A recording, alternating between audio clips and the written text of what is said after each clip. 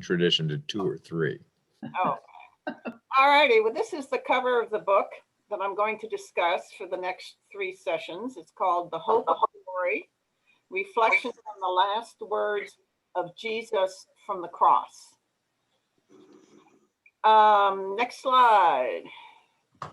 Alrighty, after I finished my series of classes on labyrinths a few months ago, I was all ready to sit back comfortably for a while and let other people present their classes. Then James Keene assigned this book for Paul and me to read as 4th-year students in our Education for Ministry class. It hit a deep, responsive chord with me on a variety of levels, and when Sharon and Tuck asked for people to give sessions between the Sunday services during Lent, well, I wanted to share this book. Thankfully, it isn't a long book, and as I read it, I was really impressed with the different levels and aspects of faith that the author, John Meacham, shared. Meacham presented his topic in such a way that it was very multifaceted and yet sent a consistent message. It was biblical and relevant. It was simple and complex. It was theological and personal. It was historical and current. It was realistic and aspirational, and it was questioning and faithful. I feel this book's very appropriate to share at this time of year, but it certainly is relevant to all of us throughout the year. Next slide. Who is John Meacham? Well, now, as I grow older, I have become more curious about the authors of the books I read. In my opinion, it adds context and understanding to the reading process. And here are a few things I know about John Meacham. His education, he attended the University of the South. Religion, a lifelong Episcopalian. He's a former member of St. Thomas Church, Fifth Avenue, and of Trinity Church, Wall Street. And he served as vestry member at both churches, hopefully not at the same time. His current position, he holds the American Presidency Chair and is the Distinguished Visiting Professor at Vanderbilt University. Awards and honors. He holds the American President, he received the Pulitzer Prize for his biography of Andrew Jackson, and he's honored by the Anti-Defamation League with its Hubert H. Humphrey First Amendment Freedom Prize. He currently lives in Nashville with his wife and family, and the book that I'm going to talk about was published in the winter last year, probably just before Lent was going to happen. Thanks to Sharon, we now know that just this week, he was named Canon Historian for National Cathedral's Faith and Culture Initiative, which I don't know much about, but we do know that he's heading that up. So if you're interested, you can go to YouTube and enter his name or the name of the book in the search bar, and you can watch John during his book tour last year. He was on about 5 shows, not for longer than about 5 minutes, but he was promoting this very book. Okay, next slide. As any student with required reading for a class, I was a little perturbed by the length of the prologue. It was 27 pages. However, as I read and actually reread the prologue, I realized that Meacham was trying to build an understanding of where he was coming from as far as his faith before moving into the core of the book. The book evolved from a series of meditations presented on Good Friday at his church. These are 7 short essays on the origins of Christianity and how Jesus' final words created a foundation for oral and written traditions that upended the very order of the world. He shares his personal viewpoint of faith, theology, and history, and creates a foundation on which to base his interpretation of the last words of Christ. The book is not about conversion, but illumination. Meacham states clearly that this is a devotional work, not a scholarly one, and it struck me as a very personal work. Meacham hopes that the book will bring new insight to the reader. His hope is to help readers make more sense of the cross in a world too much given to the competing forces of hostile skepticism, blind acceptance, or just plain indifference. Now, as I share what I learned from the book, I'm going to include some of the quotes from the book that were especially meaningful to me. And I simply ask that you ponder them and consider how they relate to your personal faith.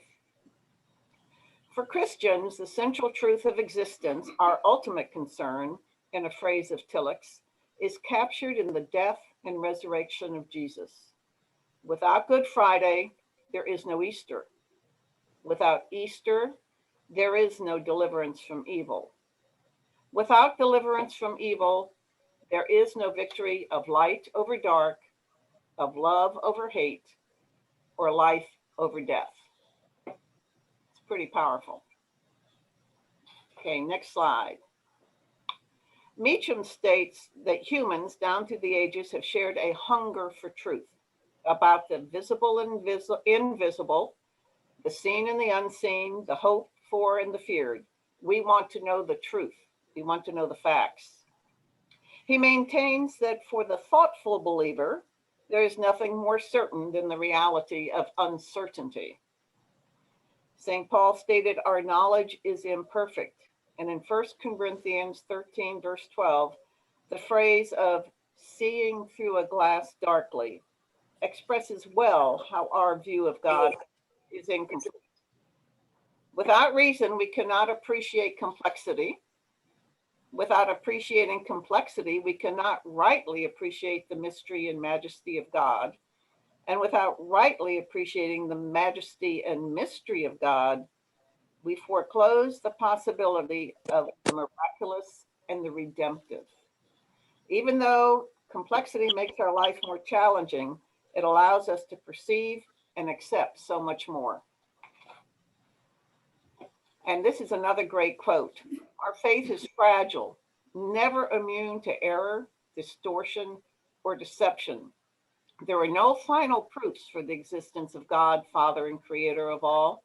There are only witnesses. That we cannot know everything does not mean we can know nothing. Next slide. Can't know nothing. I'm sure of that. Okay. All righty. Meacham finds it interesting that the most common image of Easter is the crucifixion. Rather, he states, isn't it the empty tomb that is truly the beginning of the story of Christianity? He goes on to say that the story of Christianity began with confusion, not with clarity, with mystery, not with certainty, with disappointment, not with understanding.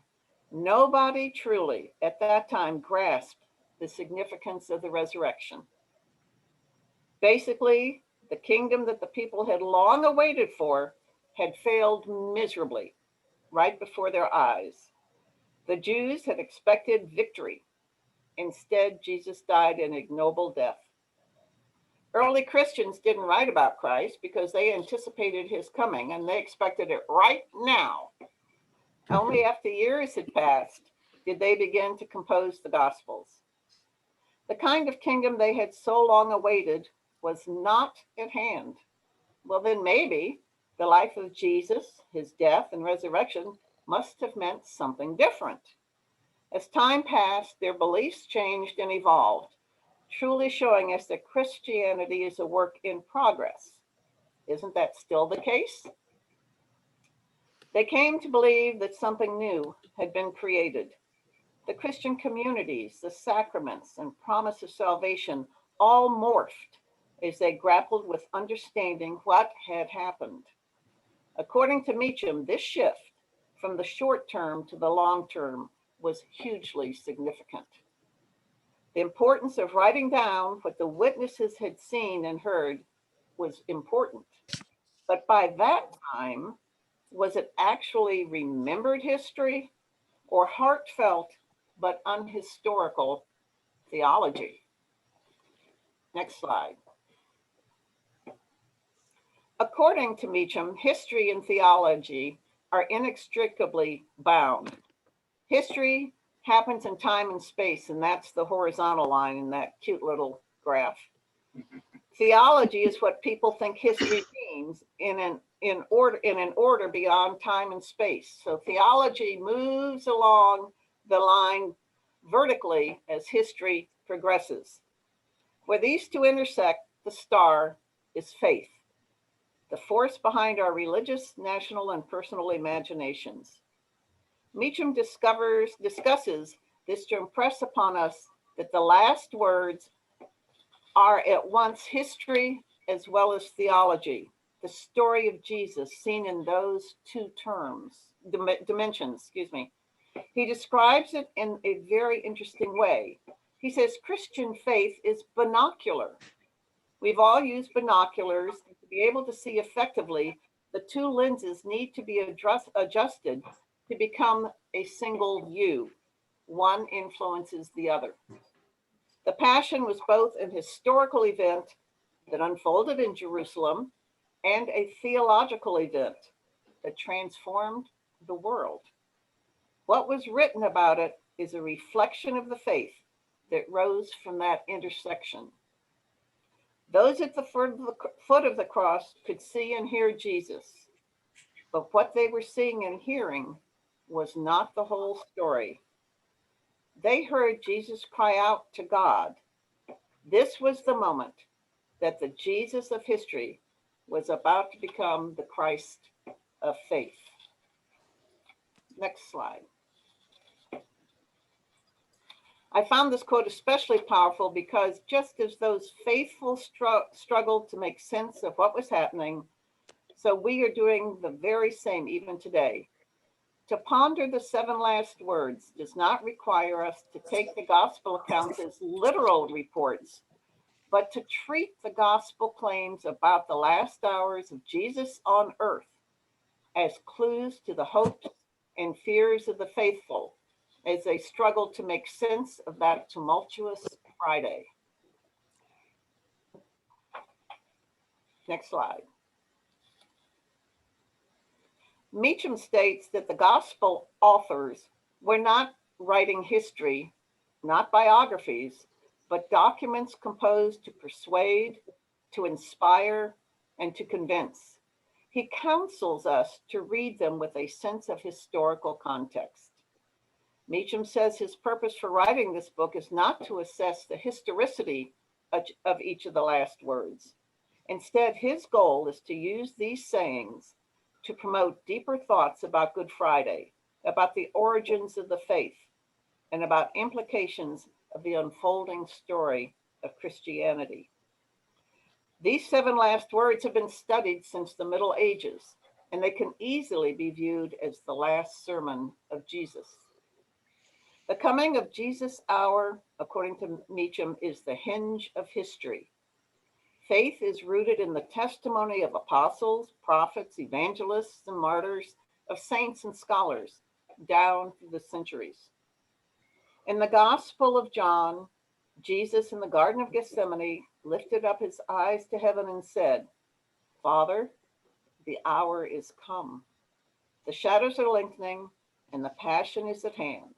The betrayal, the arrest, the scourging, the crucifixion, the gasping, and at last, the death."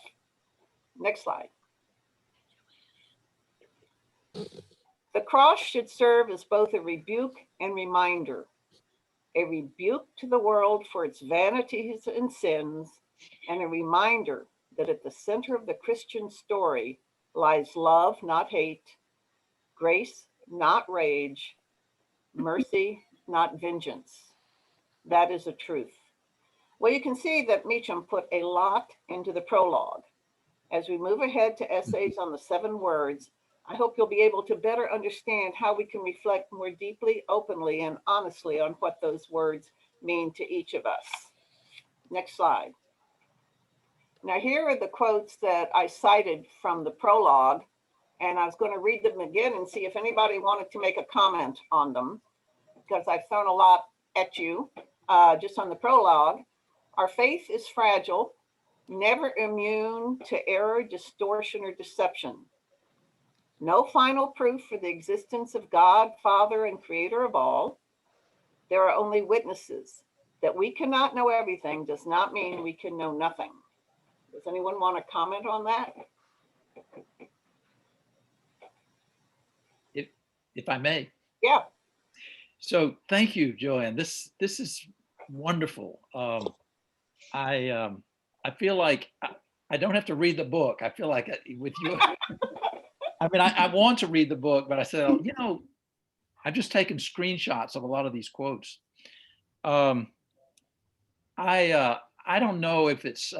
I feel very close to John Meacham. He's a journalist. He was the editor of Newsweek, which my father worked for, and he's done workshops at Sewanee. I mean, at Canuga that my parents attended, and anyway. I also met his mother at the convention last year. Chuck and I were there, and this lady was talking to the bishop of Liverpool, the man from Liverpool, yeah, and he had quoted Meacham, and she said, "I'm his mother." He's not only a lifelong Episcopalian, apparently. I talked to her for a while. His family has been in the Episcopal Church for like 5 generations, and he's from Chattanooga. He's a good Southerner, but he's brilliant, and he's that combination of scholar and journalist that I kind of aspire to. I can't begin to claim it, but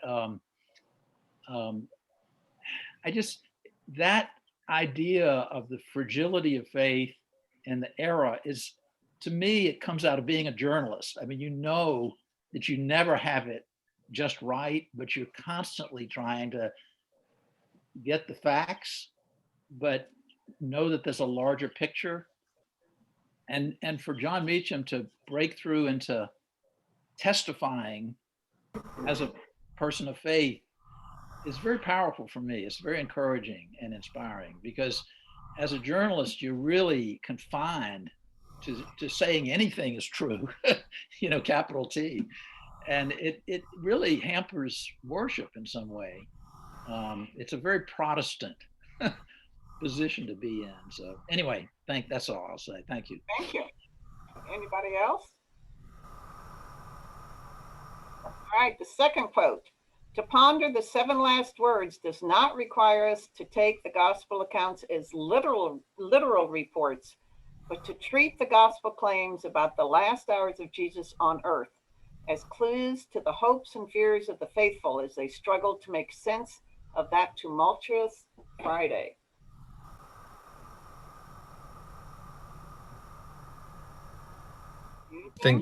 Well, I would just say that I think that that's pointing out to us that we can't take these as historical, literal quotes from Jesus. For one thing, the 7 last words are distributed among the 4 Gospels. None of them report all of them. Right. And so they're a compilation, an aggregation of statements. And as you also pointed out, all the Gospels are written a generation or more after the event, during which there were no journalists present, with no tape recorders. It didn't make the CNN news, did it? So, right. So these are, and during a time in which we know various reports are that either everybody abandoned him or, I mean, the Gospels are just so various in their recounting that I think this is very important to remember, that the last words are clues from the gospel writers about what they think the meaning of the cross is. Right. And I think you'll find as we go through these, John Meacham takes his explanation is where the interpretation he wants to put on it. And some of those things might be unexpected, shall I say, because it is a personal reflection on that. And the third quote, the cross should serve as both a rebuke and reminder, a rebuke to the world for its vanities and sins, and a reminder that at the center of the Christian story lies love, not hate, grace, not rage, mercy, not vengeance, That is the truth. Anyone want to comment on that? If I may, I'd just say one thing about this as well, and that is that as important as the death and resurrection of Jesus are, when we talk about the cross, I think we're also talking about the ascension, and that without the ascension and the day of Pentecost, the event is not. In a sense, the cross is used to represent the whole incarnation in that regard. And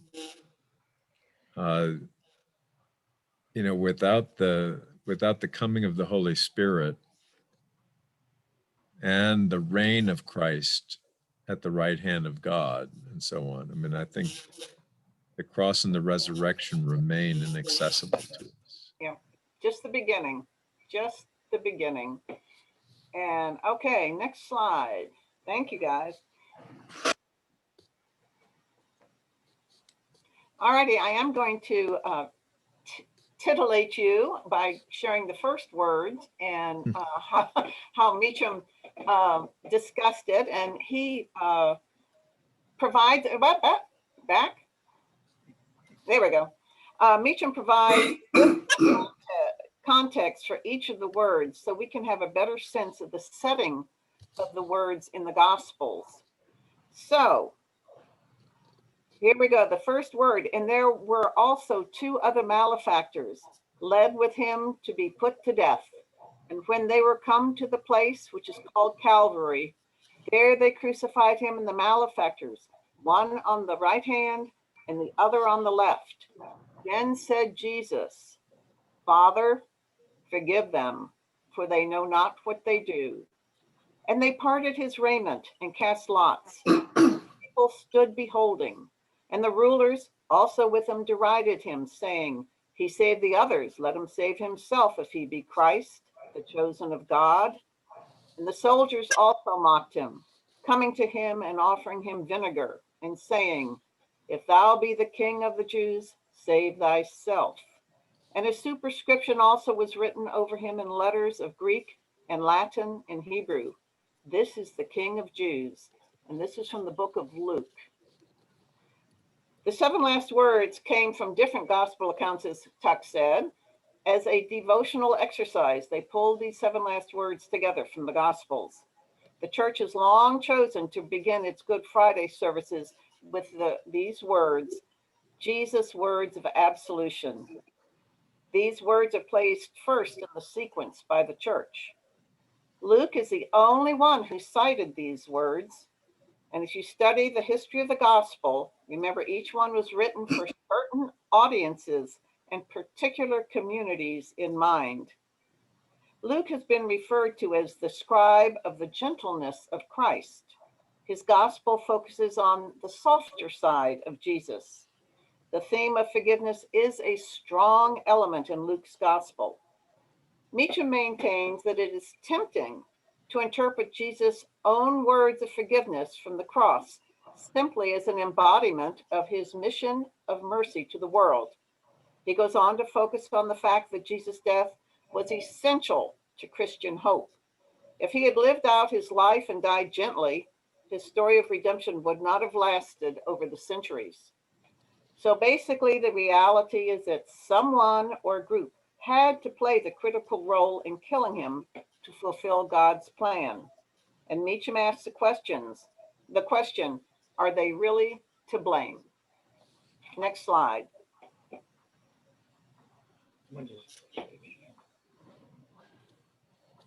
Let's try again to better understand the events of that week. It was a tumultuous time in Jerusalem filled with uncertainty and high hopes. Jesus was viewed as a destabilizing force by the ruling authorities. Other men had already been arrested for rebellious activities. On what we now refer to as Palm Sunday, Jesus was received ecstatically by the crowds who looked to Jesus to bring the kingdom right then.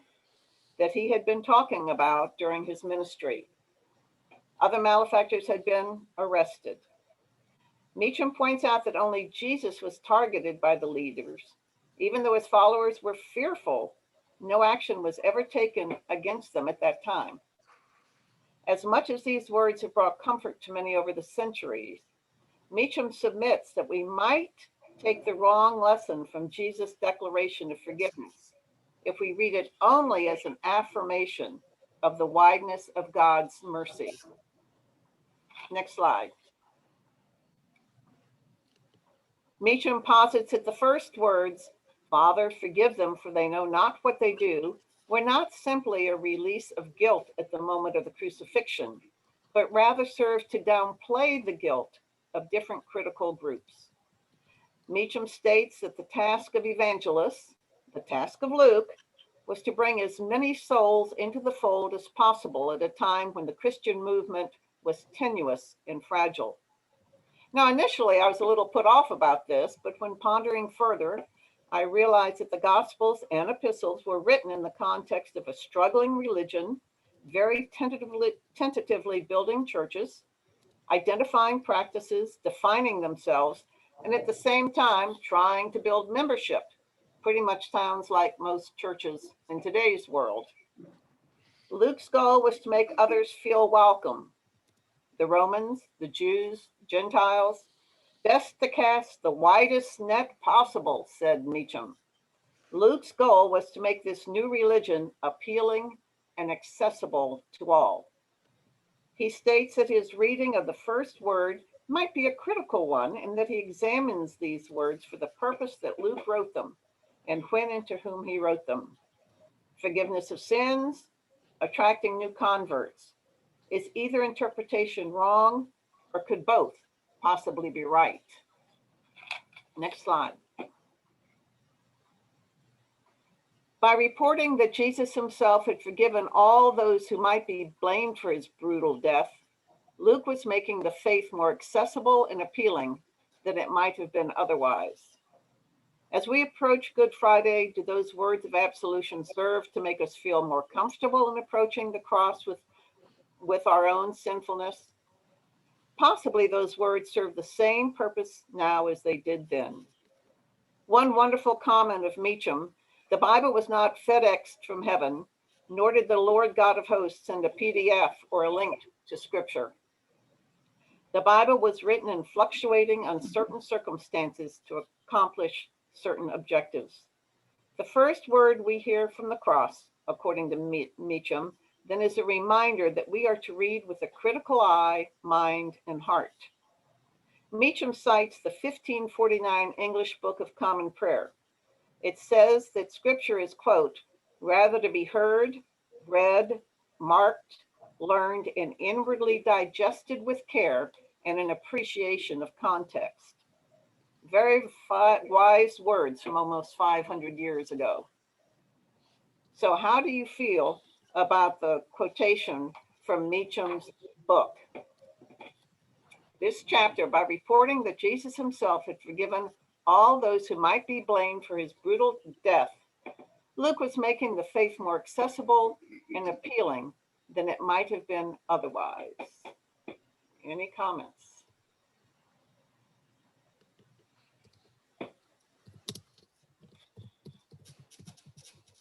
Okay, Doug, are you talking? You're muted. Yeah, let me see if I understand at least part of his argument. He's saying that the actual whoever might have sort of pulled the trigger, so to speak, who caused the crucifixion of Jesus, if the world in history was able to blame a certain small group, e.g. the Jews, then it somehow let everybody else off the hook, and that somehow closed off that wide accessibility and appeal. That makes sense. It's paradoxical because, in other words, if we're all implicated, then we're all welcomed. Is that? I think that's what he's saying. You know, we have our sinfulness, but he's trying to, it's somebody had to kill Jesus, you know, and we've heard over history they've been blaming, you know, it was the Jews who did it, it was the Romans who did it, and he's just Luke's trying to, okay, let's kind of move beyond here, and we want you to be part of our church. So those words, at least in one level, on this point, is not forgiving everybody, but is only forgiving sort of provisionally that narrow group, so that everybody won't be let off the hook. Right. Well, I think it can be, my interpretation, it could be read on two levels. One, it is a forgiveness we all need. Yeah. But two, it was a strategic forgiveness in the times, because they wanted people to come join the church and they didn't want barriers there. It's both, right? That's the binocular vision. Yeah. Okay. Well, could we add one thing perhaps to that, and that is that you know, in some sense, only Jesus can pronounce this forgiveness on the people who are killing him. Right. That is, you couldn't have a later tribunal that could speak for him. No. So I don't know to what extent anybody's familiar with sort of the dynamic in the Oresteia, but something like that is going on here, that there's a sort of expiation from and purgation from sin that can only be effected by God himself. And in this case, it can only be offered by Jesus, because he's the one who's suffering as well as redeeming. So while later this forgiveness could be extended through the through the liturgies of the church to anyone, these particular people could only be expiated and forgiven by Jesus because of his particular circumstance. He is God being transgressed against in a very particular way. But because without that transgression, God can't complete his work. God needs the people to commit this sin. So, for example, in the Oresteia, Orestes has to kill his mother, which is unforgivable. But it's the only way that the house of Agamemnon can be purged of an ongoing, of a set of sins. So Apollo forgives Orestes for doing this, but that's not satisfactory. Ultimately, there has to be another kind of forgiveness. But here, only Jesus can forgive these particular people. Is part of the issue, I think. Mm-hmm. This isn't necessarily a universal forgiveness. I think people have taken it as that, though. Well, I think the church universalizes it, and probably rightly so, because of the nature of the crucifixion as a type for the way that all sin is, wreaks havoc on our lives, but also the way that it ultimately results in a new outflowing of grace. But but in this, I think it's really important to sort of get a sense that if Jesus doesn't forgive these people, they're going to live with this guilt. Regardless of what happens to future people, because they did something unique. They killed the Christ. Yeah. Right? And he did. If you think about it, there were Romans at the cross. There were the Jews at the cross. So he was giving them forgiveness, you know, and I think we could just say, well, Luke was repeating that, you know, but it, again, Meacham was pointing out that this was strategic. And in a sense, before that, in the Eucharist, he had already articulated this kind of forgiveness to everyone who remembers him. Mm-hmm. But so that's the universal thing. But here, I think this is pretty particular. But Meacham and I may disagree about that. Joanne, This is his personal opinion. Okay, next slide. hey Joanne, it's 10:22. I have one slide. One slide, okay. I can Okay. give you one slide. One slide. Okay, these are the words we're going to learn about next week. Assuredly, I say to you, today you will be with me in paradise. Woman, behold thy son, behold thy mother. My God, why hast thou forsaken me? And I thirst. Well, there's one more, isn't there? That's all it is for next week. Don't push me, talk.